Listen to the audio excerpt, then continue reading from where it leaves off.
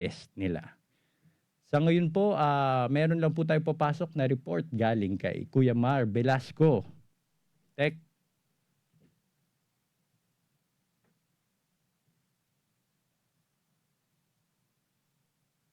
Isa na naman kababayan nating overseas Filipino worker or OFW ang tumulog sa OFW1 matapos umano makaranas ng hindi makataong pagtrato mula sa kanyang employer sa Dammam, Saudi Arabia.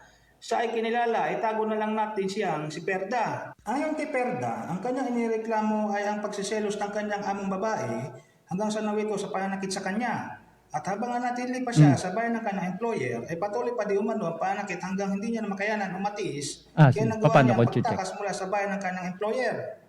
Si Perda ay na-recruit sa ilalim ng PhilGBMLT Manpower at ang kanyang foreign recruitment agency Gifran Badel Al Said.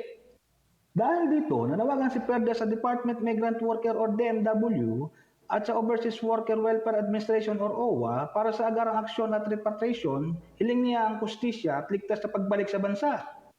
Patuloy ang panawagan ng OFW1 sa gobyerno na paigtingin ng proteksyon ng mga Pilipinong domestic worker sa ibang bansa at papanagutin ang mga pang-abusong employer at ahensya.